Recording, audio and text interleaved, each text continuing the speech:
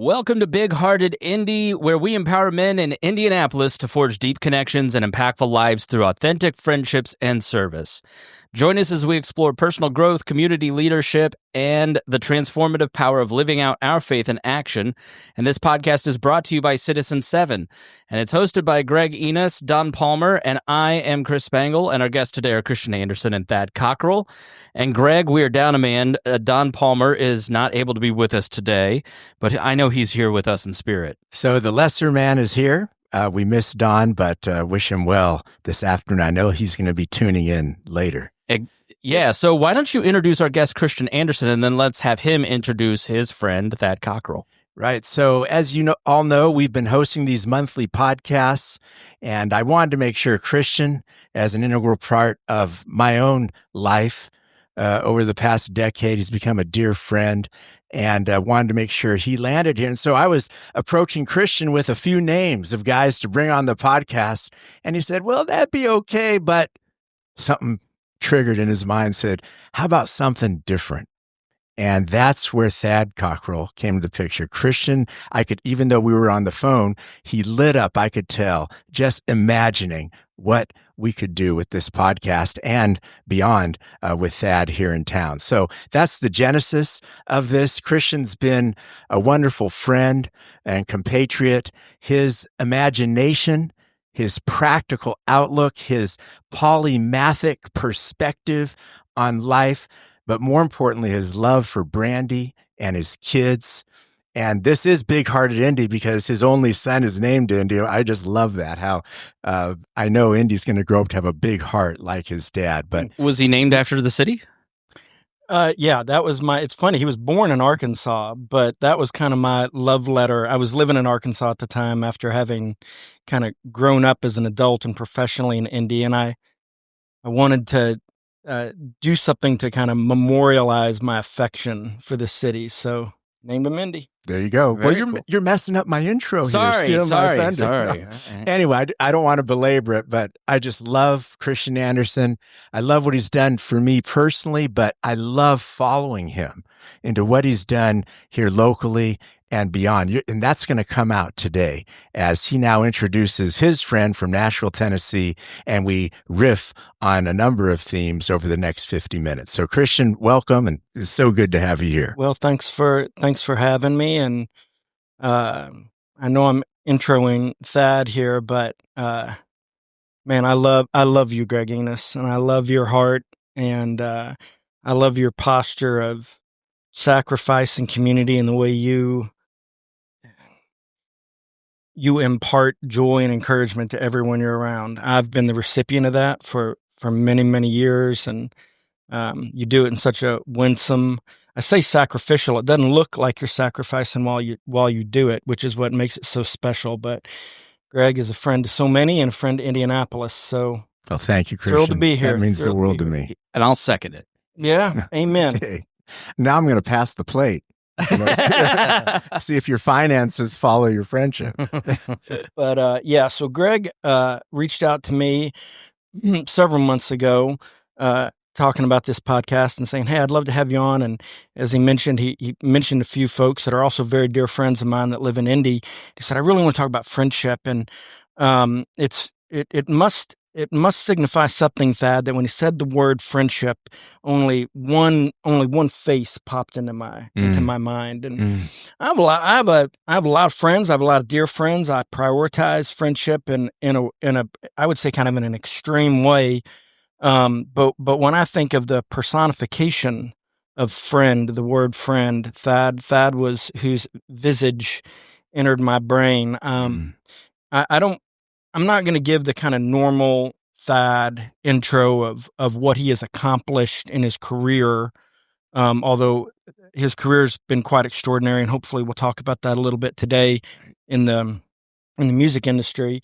I'm not going to talk about how he is seeking to fundamentally upend the economics of the music industry, which is something else I would rather him maybe talk a little bit about.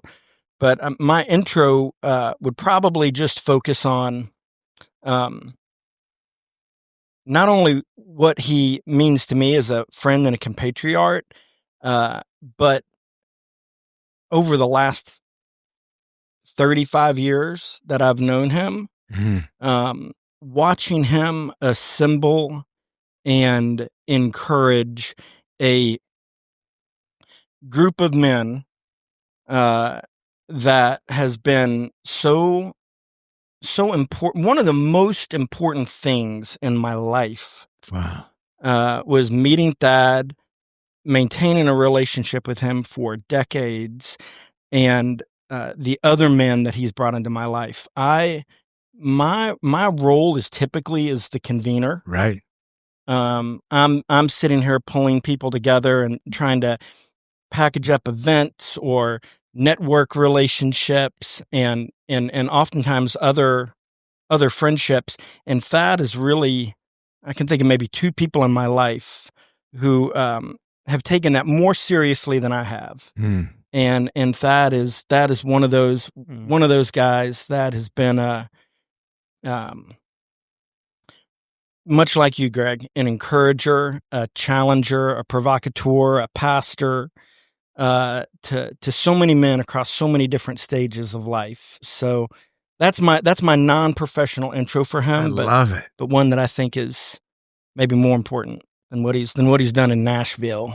Thank you, and that means the world to me and the audience here. I know, Thad. So it's beautiful. Thank you, Kristian. Yeah. So anyway, go ahead now with your non-professional intro to Thad, and I'll tee us up with a question if you'd like to say a little more there. That was it. That was my non-professional intro. Okay. Welcome to Indianapolis, Thad. It's good to be here. To hear Kristian say that is so beautiful. That embodies the spirit that we're trying to build. As I have mentioned to you before, but the spirit of this whole ecosystem we're seeking to build here is to convene men and women, but primarily male friendships, so that it unleashes a authentic vulnerability in whatever leadership position people have in their families, in their neighborhoods, in their businesses, whatever, that creates what I hope to be the joy capital of the world one day.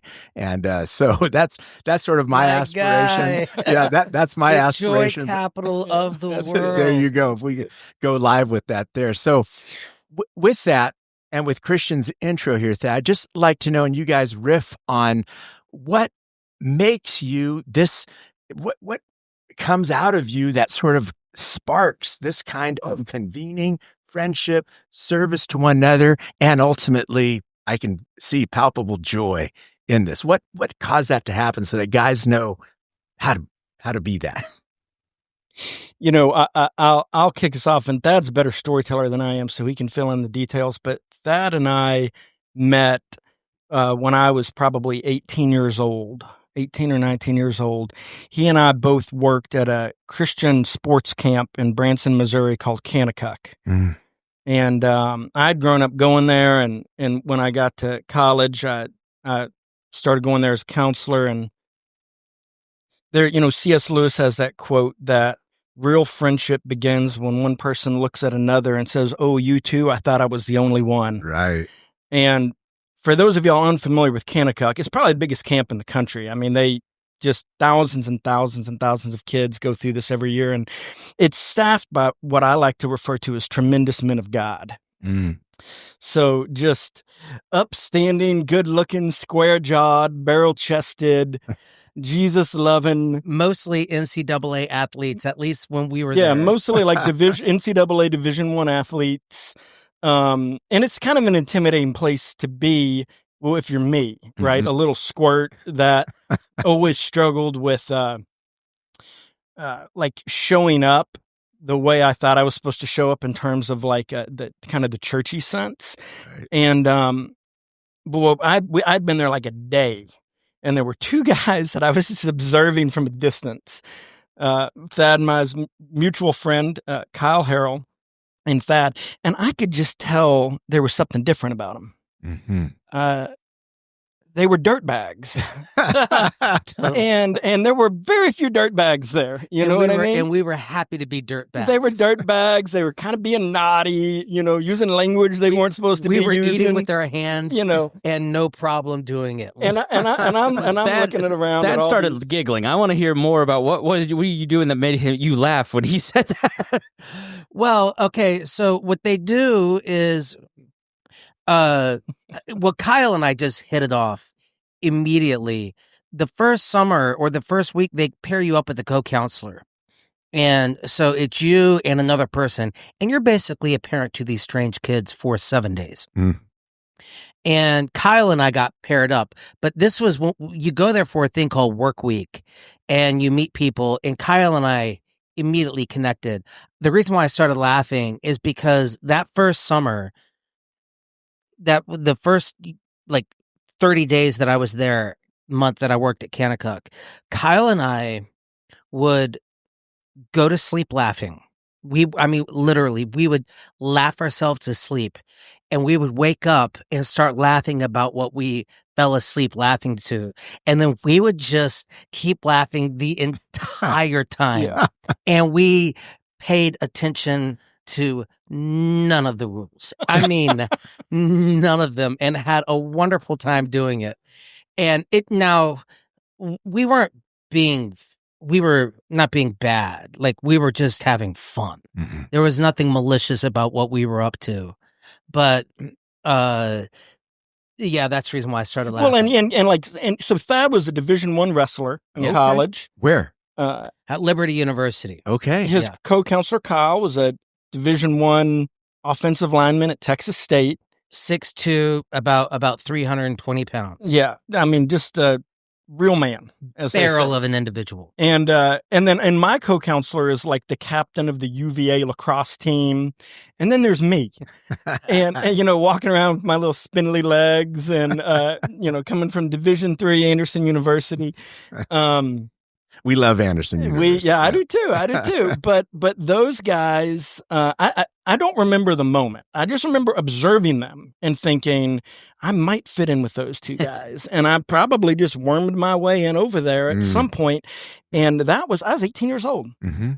And Kyle and Thad have been amongst my best friends. I'm 51 years old now, since that fortuitous day. So that was kind of, we in some ways we kind of bonded by being outsiders. Totally. I was a complete outsider. Yeah, we bonded by being outsiders. Even when on the wrestling team, I didn't look like I should be on the wrestling team. Yeah.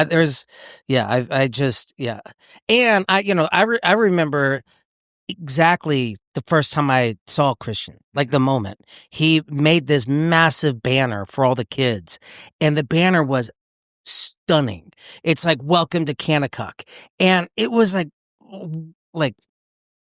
really amazing. And I looked, and Kristian was there, and he did the whole thing. It was him. And I was like, oh, wow, that guy did that. And then we ended up becoming friends. And this is when I knew I'm like, this dude, unfortunately, he's going with me wherever I'm going. he's on the team. Yeah. And I'm on his team.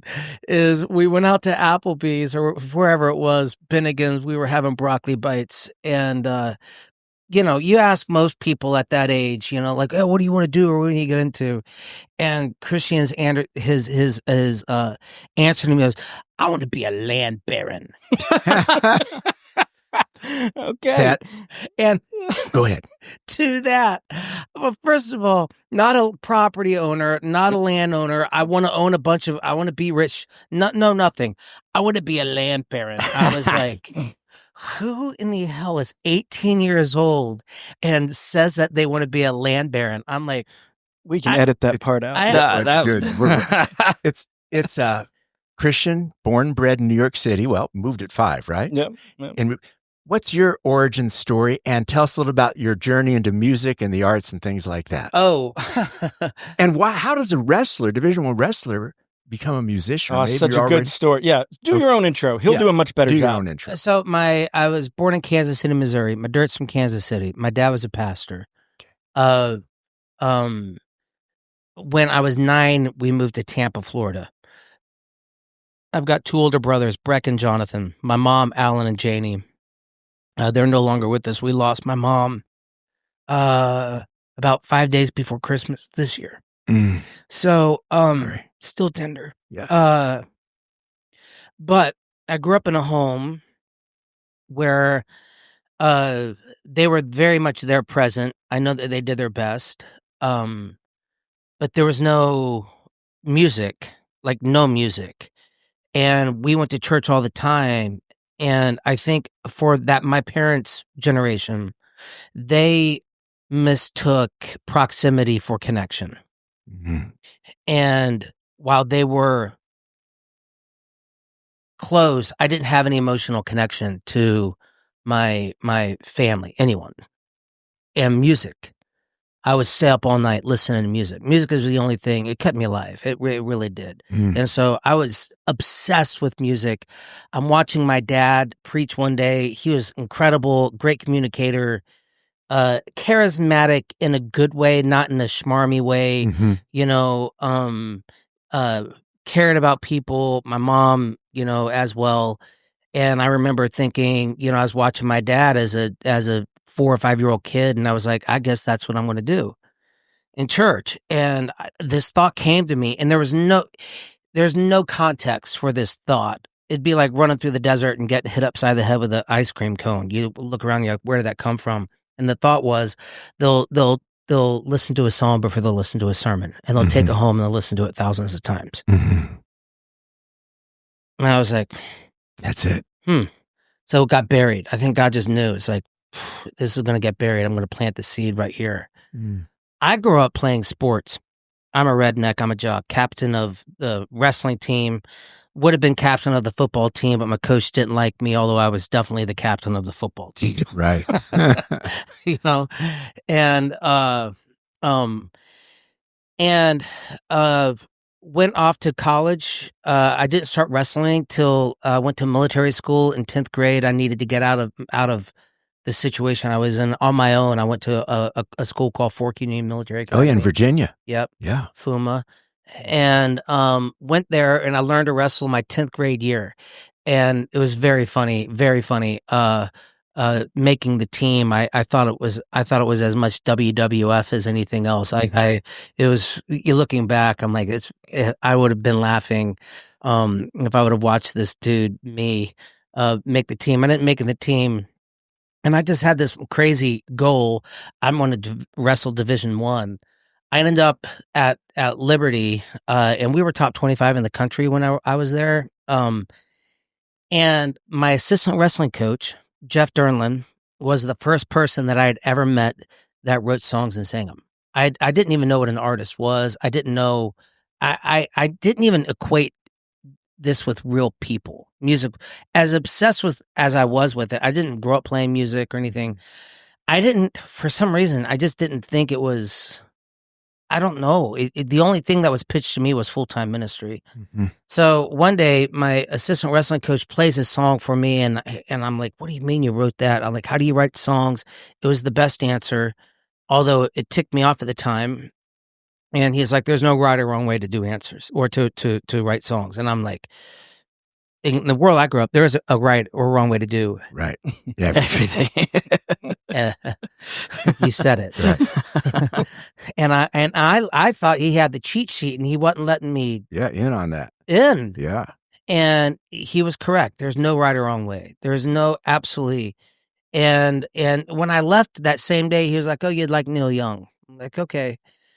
Never heard of Neil Young. A couple weeks later, I'm icing myself down after wrestling practice. I am just getting torched. I mean, just, my I was wrestling pretty much nothing but All-Americans, for 2.5 hours, and it was nothing short of a total fist fight. It was brutal. Mhm. And I was the low person on the rung. I had no business being on that team.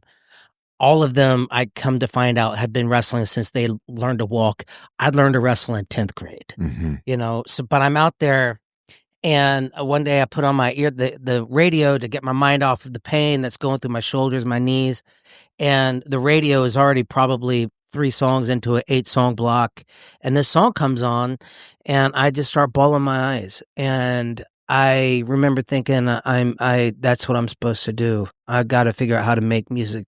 I got to figure out how to make something that beautiful. And I knew it was Neil Young. I was like, that's Neil Young. without, I just knew it was Neil Young, and I waited for the DJ to come back on and give the backlog, and he was like, and that's Neil Young's new song, Harvest Moon. And that was really the song that was my big aha moment. And it took me 2 years later, right before I graduated from college, maybe 2 weeks, I wrote my first class in math. I wrote my first song in math class. I wasn't paying attention. I never could. And once I wrote that first song, it was the proverbial like pebble in the dam. Right. Like that thing Unleashed.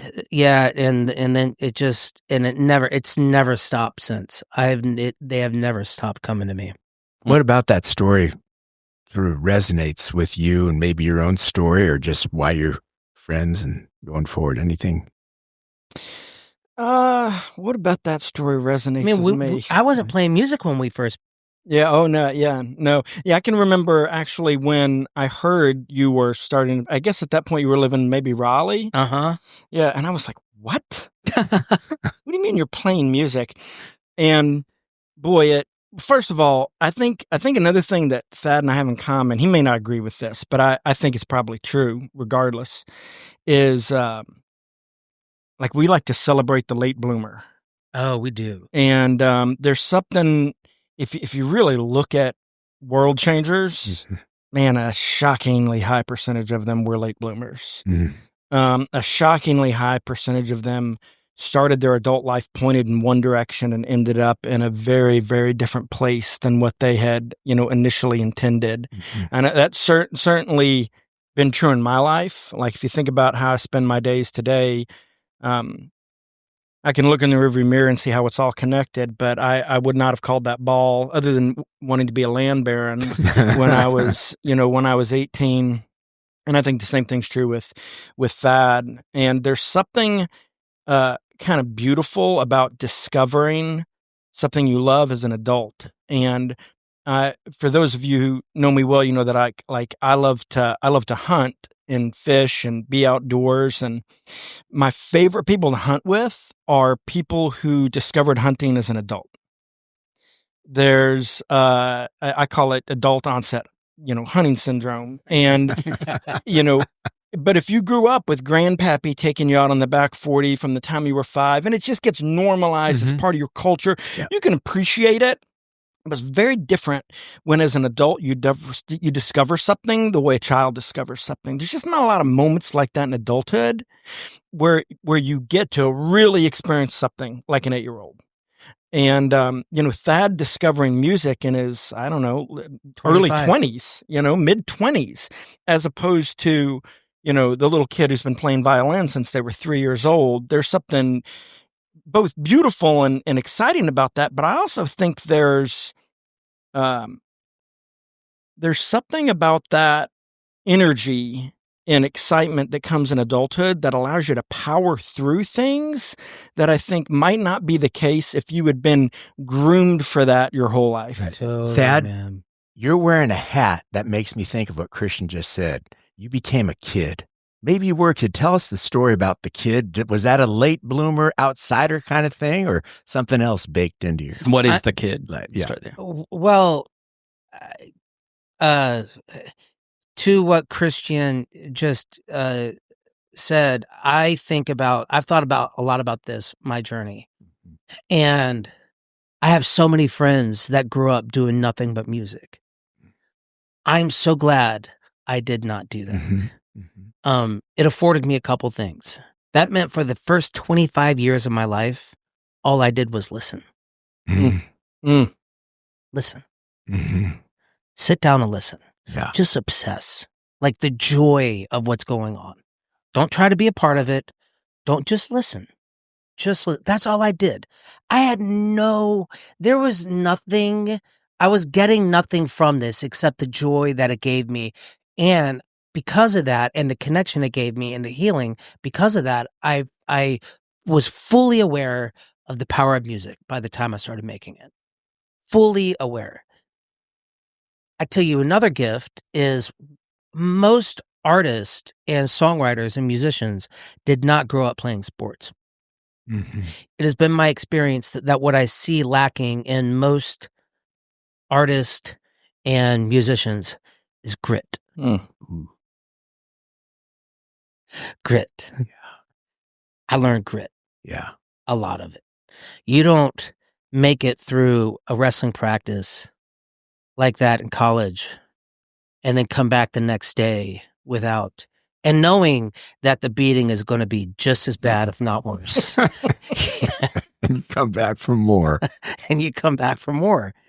But you loved it. There's something about it that you just love. And I think, my gosh, if I hadn't have learned that, there's no way that would have brought me all the way. I'm 53 years old, and I am just now becoming what I truly believe is the most, I would say, realized version of who God totally and deeply intended me to become.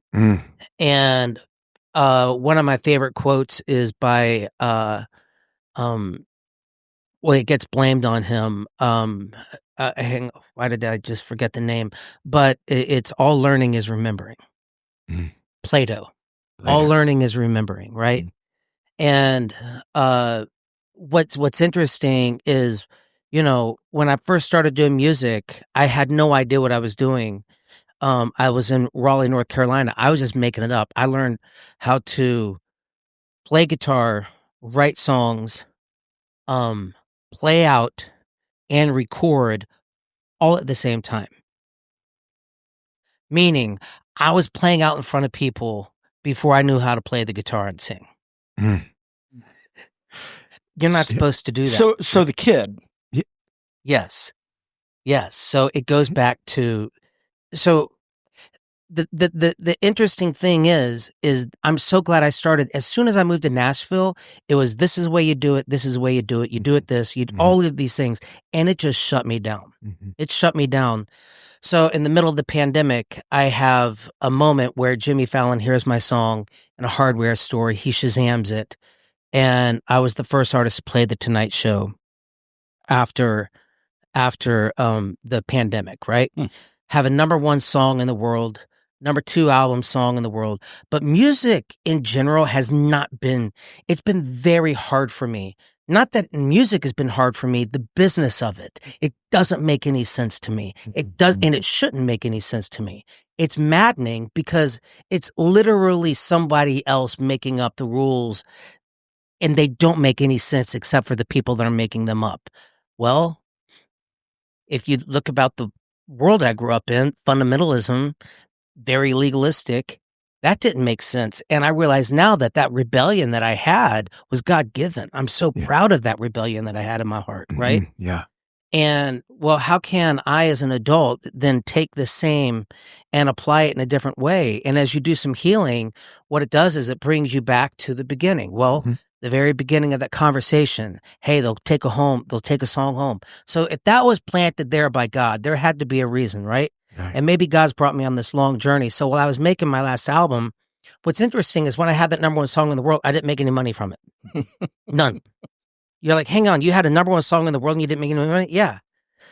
And that sounds fun, but imagine winning a Super Bowl and nothing comes from it.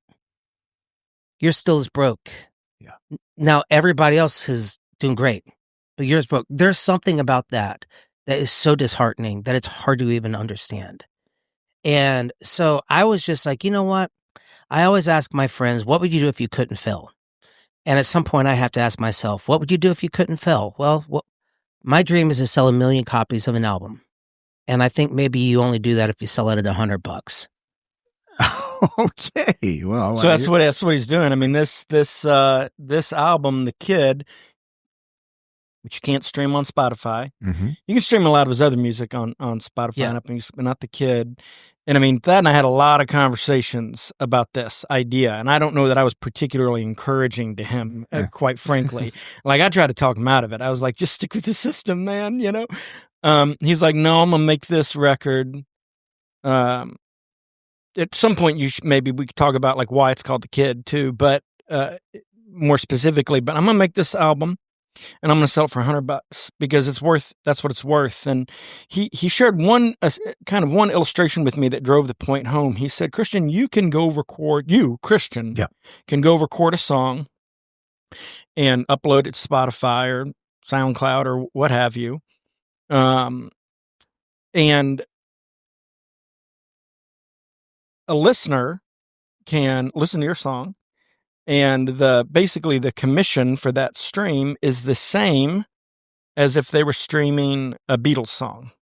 And he's like, fundamentally, the value of those two things are not the same. Right. And if you look at the world we live in, the market is very efficient in the world we live in, right? So people understand that ultra high-end cabinets cost more than IKEA cabinets because they're more beautifully designed. They're made out of better materials. They're, installed with more precision and a higher level of craftsmanship. And so everyone knows that. Like, you don't expect to pay the same for an IKEA cabinet as you would something that's handmade or custom or what have you. And that applies to almost every facet of the world we operate in, whether it's the home you live in, the car you drive, the meal you go out to eat. But not with music. Music, they've somehow collapsed all of that value into one homogeneous, commoditized glob, which, I mean, frankly, doesn't make any, to your point about it not making sense, doesn't make any sense. So if you want to encourage the next generation of artists that aren't just clout chasing, you really need to figure out the economics and the value proposition of any art that can be digitized. And the issue with digitization is that the incremental cost of shipping an additional unit is effectively zero, right? So how do you then impart value into that artifact? I mean, even when music was digitized and put on a CD, it was still on a physical artifact that had to be produced, shipped, stored, marketed, etc. And it can't be controlled. Like if you could lose access to that platform. Like comedians on Spotify got taken off. Yeah. Oh, because they complain about getting paid less than musicians. For sure. Yeah. For sure. So so this album, The Kid, and the real art in The Kid is not the music, even though it's extraordinary. I mean, money, I should be careful. It's $100 an album. Conceptual. But you told me, you said, why not 300? Well, I was just like, yeah, we can come back to that in a minute. But the really creative part of this album, probably the thing that's the most artistic about this album, is the way Thad is bringing it to market. Like the most rebellious act in this is that you're selling it for $100, right?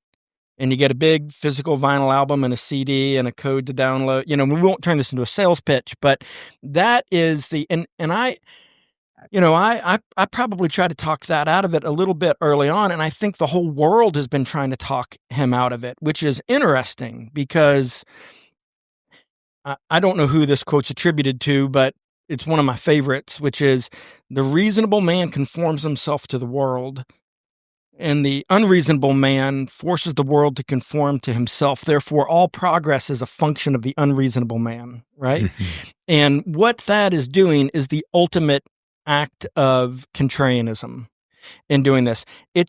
There have been a couple of little touch points along the way. Radiohead had an album where they said, name your price, you can pay whatever you want. Right. But, if nobody bought it, Radiohead was going to be okay, right?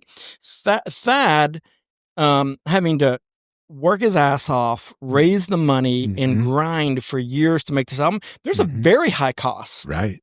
If it doesn't work, right? Totally. Very high cost. Yeah. So that's the to me the most beautiful part of the album is not the music, although there's plenty to love there, but it's this very contrarian, burn the ships.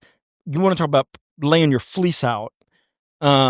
That's what I think is the coolest part. Well, about it. I have to go back, and since this whole thing is on friendship, I'll be really forthright. Please. When I had the number one, I was broke. I didn't have any money. Like at the end of the pandemic, I was like, I've got to go figure out something else to do. I've been doing this for as long as I know. I've done it every way I know how. You're supposed to get the big label and the big management. Yeah. I had all that with this label, and nothing came out of it. And here's what's incredible. I have some friends that came around me, and they knew that I couldn't stop. And they all wrote me checks. And they say, you're going to go make the album of your dreams. And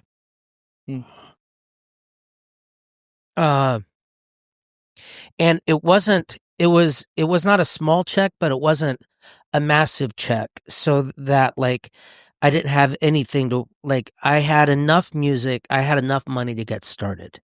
And I didn't know what the album was going to sound like. I didn't know anything. But all of these 3 friends that didn't know each other, well, 2 of them knew each other, but they all pretty much said the exact same thing. You can't give it any commercial consideration. What? To be let off that hook is the greatest gift. What a burden. Yes. You mean just go make... So now, if I'm going to take the gift, I have to listen to them. And I named all of these people as executive producers. What's incredible about this is I do not make this album without my friends. I do not build anything. I don't do anything that I'm doing without the foundation of friendship. And I think that is the most powerful thing the world needs. Above all things, Jesus is a friend. Yes. He was a friend to people that didn't deserve friendship. That's right. And so, so I have to go back and say that it was the friendship that allowed me to do this. I at that point ran out of money, and I went totally crazy, and I put a HELOC loan on my house, and I took $100,000 loan out, and I spent $90,000 of it making the album of my dreams. And for the first time, it scared me. It scared you. But I will tell you, I was so grateful to finally, one time in my life, have enough resource to bet on myself. Because let me tell you something. I'll bet on myself. Okay. I am a hell of a bet. Because if I've done what I've done with no help and no resource, imagine what I could do if I had help and resource, right? So I was able to do that, and it has turned into... But I would also say I don't even think about what I'm doing without Kristian Andersen. I do not do it. I remember he and I going, we do this trip with our some of our best buds and my 2 brothers. It's called Lions, and we do it once a year. It started once. We thought it was going to be one time. And we're now going on year 9, but we're going down the Bighorn River, and Kristian and I are fly fishing together, and Kristian's like, like something ROI, and I was like, hang on, what the hell is an ROI? Like what is an ROI? And he's like, what do you mean? What is an ROI? I'm like, yeah, man, what's an ROI? And he was like, it's a return on investment. I'm like, yeah, nah, man. No idea. No idea. I don't have... What do you mean? So you're an amalgamation of your top 5, right? And I have always held that top 5 with a fierceness. Yeah. Right? And so even having conversations, the way I watch Kristian build business, invest in business. He's an entrepreneur. Well, that connects with the side of me that I never fully was given permission to use, because I was always told, shape up, get in line, conform, stop, be a good kid. That's right. And whenever you're not, and what happens is that you take that from be a good kid to be a good adult. And you better, if you want rewarded, you get in line and you be good, right? Meanwhile, you spend your whole life doing this, and you're like, this is not working for me. So I'll cut to a different story of one of our other dear friends, Taylor Brooks. He's in this collective of friends of ours. And Taylor is he's one of the executive producers, he and his wife. It would Taylor and Rachel, and it's not just Kristian, it's Kristian and Brandy both. Right. And, because they're a team, and it's been incredibly helpful to have all of them on the team. But I'm having a conversation with Taylor Brooks, and Taylor's like, hey, man, fill out this survey. And he hands me this survey, and it's this company that he hired to help him hire the right people for the jobs that he had coming up. So I take the survey, he sends it to the lady that he spends $25,000 a year to. And she calls him up immediately. She's like, who's Thad Cockrell? And he's like, oh, it's a friend of mine. Are you going to hire him? No, I want to talk to him. I want to make this really short. I end up getting on the phone with her, and we have this really amazing conversation. And she says, Thad, she was like, we've been doing this test for 60 years. And your superpower is like in the smallest of percentile of people. It's like Steve Jobs level, like strength. And you have the same superpower as him. I'm like, really? She's like, yeah. Like, what is it? She's like, what do you think your superpower is? Creativity? You're creative. That's not your superpower. Well, what is it? She's like, ingenuity. I'm like, what's that? She's like, you think of all new ways to do things. And as soon as she said it, I made sense to me in ways that have never made sense to me. I've never made an album the same way. I don't do anything the same way. And the reason why is because I like it. Yeah. I like making things up. Why? Because when I make things up that I don't know how to do, God shows up. Yeah. That's my drug. Yeah. That's my drug. As something else shows up and is playing checkers with me, and there's nobody over on the other side, but we're making something together. And that's what and she said that, she was like, I need you to know something really clearly. You've got to stop second guessing this superpower. Mm-hmm. Run. Don't second guess. You think of all new ways to do things. Nobody's going to catch up. Just do that. And I'm telling you, when I hung up the phone with her, I had this moment with myself. I was like, well, shit. That is.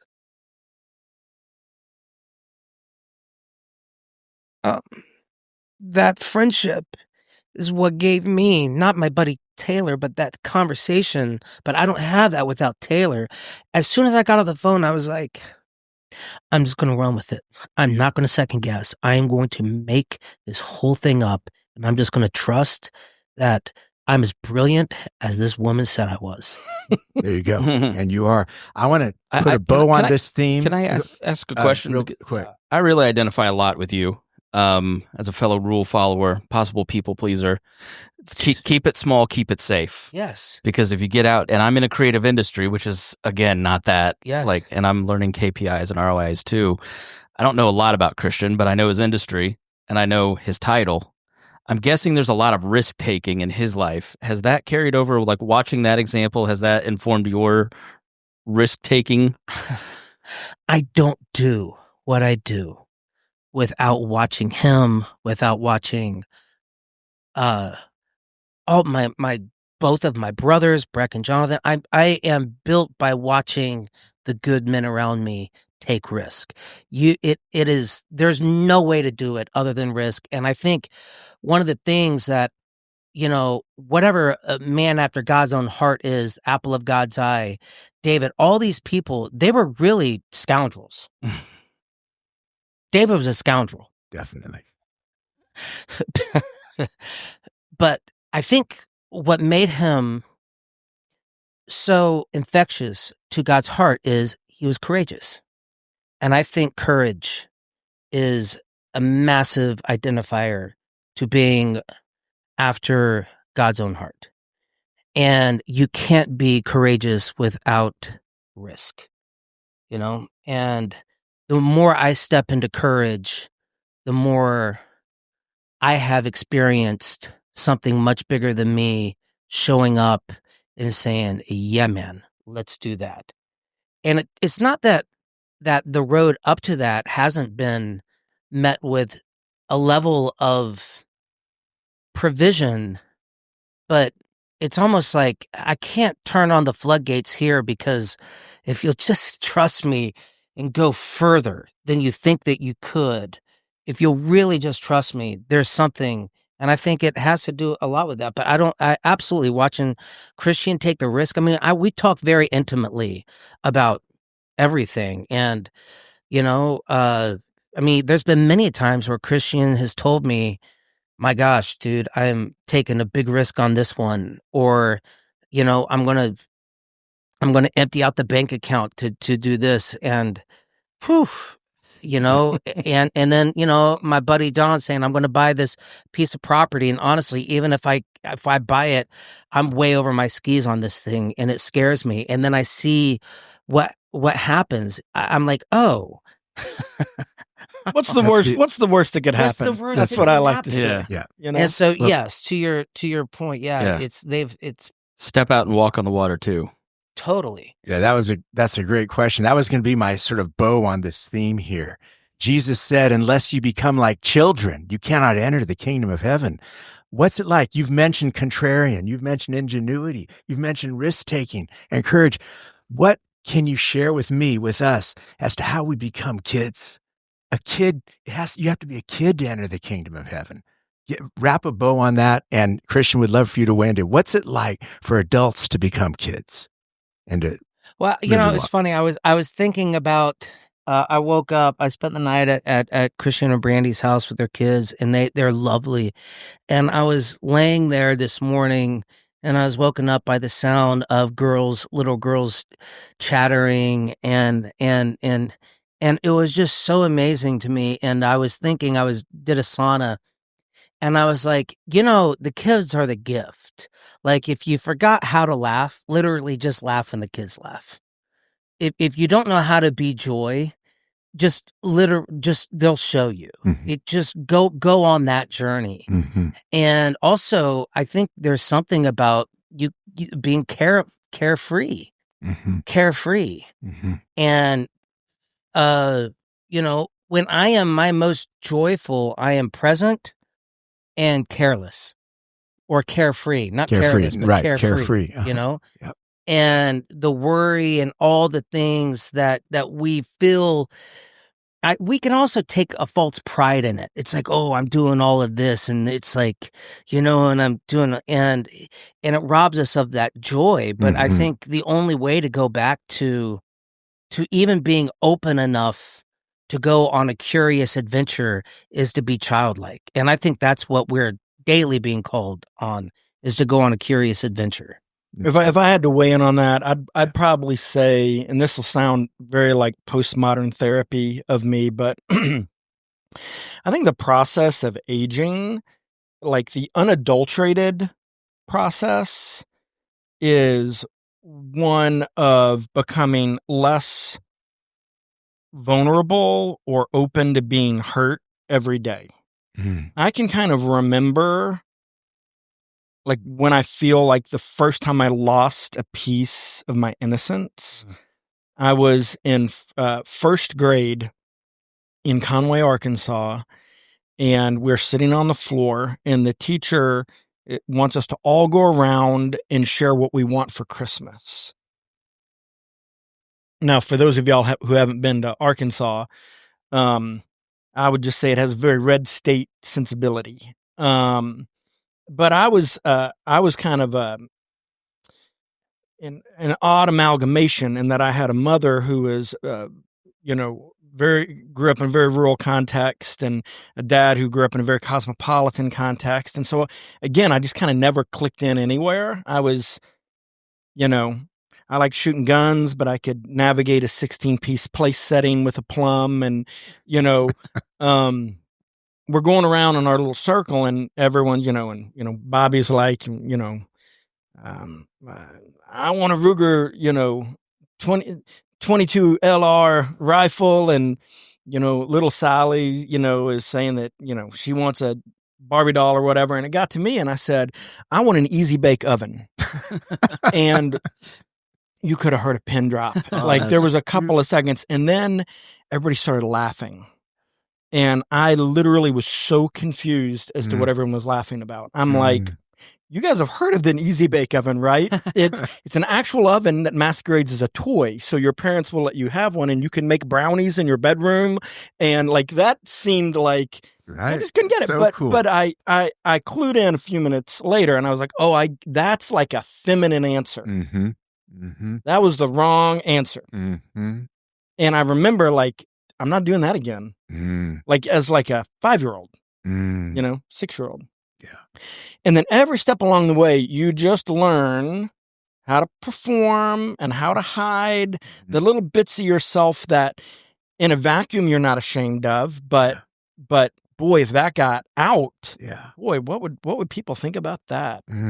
And tying this all back to friendship, because I do think there's a lot of talk about loneliness and friendship and the kind of cultural zeitgeist today, but I don't still think it's very well understood. Like, what is the function of that particular type of relationship? We kind of understand the function of commercial relationships with your attorney or your doctor. We kind of understand. I think we better understand even the marital relationship and kind of the value of that in society, the importance of that in society. But friendships are this thing, especially in adulthood, that become kind of optional or nice to have if you've got the spare time and maybe you have shared affinities and you like to golf together. But that's not really what I'm talking about. I'm talking about friendship as another type of covenantal relationship. Right. There is a lot of talk today about, hey, if this relationship is no longer serving you, you should get out of it. I'm out. Okay? And if this relationship is toxic or bringing you, and by the way, a lot of asterisks coming with That's what I'm right. going to say next, That's all right? right. If you're in an abusive relationship, 2 thumbs up, get out of that, all right? Yeah. Yeah. But most adults that I know, their background is littered with the dead bodies of friendships that they kind of just gave up on. Or things got tough, or maybe they felt betrayed or slighted or what have you. Well, guess what? That's being in a relationship. Thad is going to frustrate me from time to time, And sometimes he's going to frustrate me because I'm unwilling to hear something true he's saying to me. And sometimes he's just a dick. And you have to kind of figure out, part of maturing is knowing what's what. But I personally, I pursue and invest in relationships. It's just one click down from marriage, right? For me, like in terms of the commitment level. Yeah. And in my own life, when I look at the most durable, valuable, encouraging relationships in my life, they were built over a long period of time. I'm going to reference Plato twice. I think Plato also said something to the effect of you can't count someone a true friend until you've shared a peck of salt together. A peck, I think, is half a bushel. You can visualize a bushel. Right. And that was written at a time where today you could probably consume a peck of salt like in a couple weeks if you go to Taco Bell a lot. But back then, salt was a rare commodity. It was used sparingly. The inference is you got to be together for a long time to reap the full fruits of that friendship. So if you're willing to just, when people stop serving you, if you're willing to just move on to the next shiny thing, you're just robbing yourself of a life of joy. And it takes time. To get to a place where you can be you. You can be vulnerable. You can say, I want an easy bake oven. And to me, that when you ask, what does it take as an adult to to find the kid that's still in you, way down in the bowels, right? I think it's rediscovering vulnerability. It's rediscovering not being afraid to say the quiet part out loud. And the best place for that to find purchase is in a safe, loving relationship. That could be with your spouse, your girlfriend, your parents, your children. But one area that I just don't think gets enough airtime are your friends, your real friends. And I think that's the secret to rediscovering the little Thad, little Greg, Yeah. and little Kristian. And real friendship is not expedient. Right. It takes time. It takes investment of time. It takes being on a phone with someone in the middle of the day when you got other things to do. It's having a longer conversation than you probably want to have. It's listening to. It's suffering. It's suffering. Yes. It's suffering. And yeah, I mean, the word compassion if I understand the etymology of the word correctly, compassion means together and suffering. So to show someone compassion means to suffer together. And when you're really suffering with a friend, there's a form of joy that comes like in the morning, but when you're in it, right. I mean, this group, which Thad called the Lions, this group, I don't know, 15 guys, 15 give or 20, take, depending on the amount of suffering we've done together is stupefying. The amount of suffering is really stupefying, and man, that knits you together in the most extraordinary way. Wow. I am blown away. This is so beautiful. Jesus said, suffer the little children to come to me. That's given me a whole new perspective to be in there. Yeah, I think about the Dallas Mavericks when they won. They beat Miami. And they shouldn't have beat Miami. Miami was way better. Right. The talent was better. Everything was better at Miami. But what Miami came up against was some dudes that had suffered together. They had lost and lost and lost. By the time they went back to those finals, they were like, hell no. And it was impenetrable. All that talent couldn't beat those dudes because they'd all cried together. That's they had beautiful. made it. And they lifted a trophy up because of it.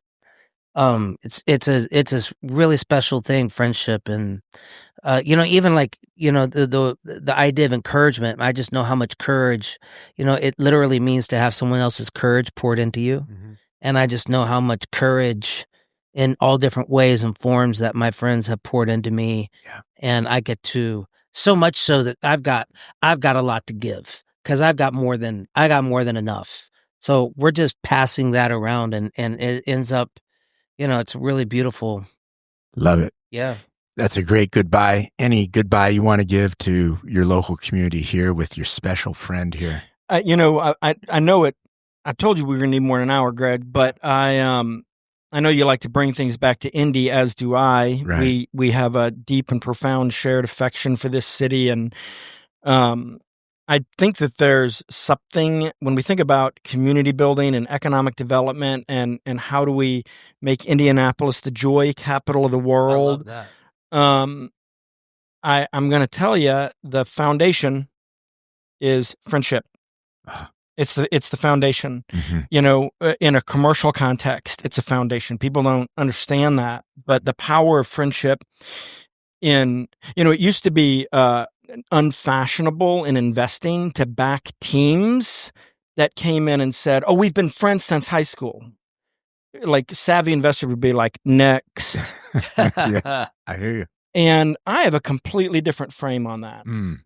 I want to back teams who've been friends since high school, because the way they are going to die for each other.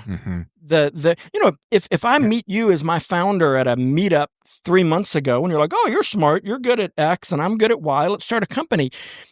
When things get rough, I'm not worried about what's going to happen to our friendship because we don't have a friendship. Exactly. But if Thad and I go start a company together with 35 years of mutual investment, when things get really tough, I'm going to think twice before I walk out on him. So I think one of the things, I hope we become the capital of joy, and I hope it is powered by friendship. That's right. I think the only way it happens is through friendship. Right. I think if there's something that that upsets me about Nashville and what Nashville got right, Nashville thinks it's a tourist town. Before it was a tourist town, it was a friendship town. And my buddy Mike, we've known each other for about 20 years now, And the special sauce of Nashville was the people. Mm-hmm. The magic sauce of Nashville was the people. It was magical. I've never seen a place get around dreamers like Nashville used to. And now the whole thing, it's not about that any longer. It's about tourism, and they're building the whole thing out.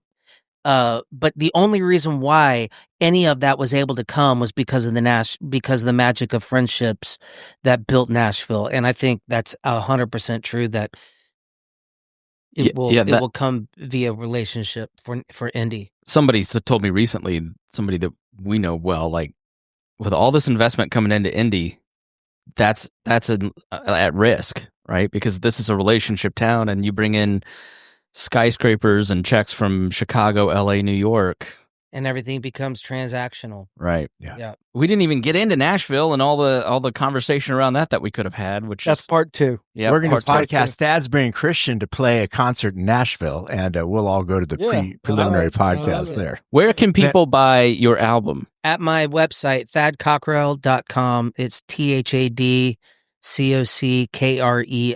It's thadcockrell.com. And it's an album called The Kid. It's the album that I wanted to make from the very beginning. I grew up obsessed with the radio dial, not station. I would stay up all night scrolling. So when you listen to it, it has multi-genres on it. There's nothing cohesive about it intentionally. And it's just me chasing my joy. And I took everything that I'd ever learned about making music and producing music and writing songs over the last 30 years. And I said, I'm going to do this, and I'm going to let my 10-year-old self call the shots. And I did. I was like, all right, kid, what do you want to do? And I let him have, and it was always funny and fun. And I took my expertise in craft to try to figure out, okay, that's funny, putting synth bass on that song. I mean, let's hear what that sounds like. That's actually pretty good. Good idea. Like, yeah, isn't that fun? Yeah. Okay, what next? And literally, the entire album is me chasing just joy and healing. It's so fun. It's for everyone. There's something for everyone on this album. And it's The Kid. It's 18 songs. It's $99. And Turn It Up only works on loud. That is Very so cool. good. And it was worth $300, but you gave a discount to $99. My now guy. you know why this thing's going to be worth $1 million bucks. That's right. Thank you. Thank you, Thad, for for having me. blessing us. Such Thank a you. gift. Yeah, man. To be here. This has been so good. This is palpable. Man, Yeah. I'm about to break into song, but you don't want that to happen. Chris, I'm going to let you close this out here. All right, well, make sure you go to citizen7indie.com. We've got a ton of stuff coming up. We won't get into all of it, but we've got great guys under 35. We've got all kinds of really cool things like Coffee and Connection with Aaron Brockett coming up. Mitch Daniels coming soon. November 4th. We'll say more about that later.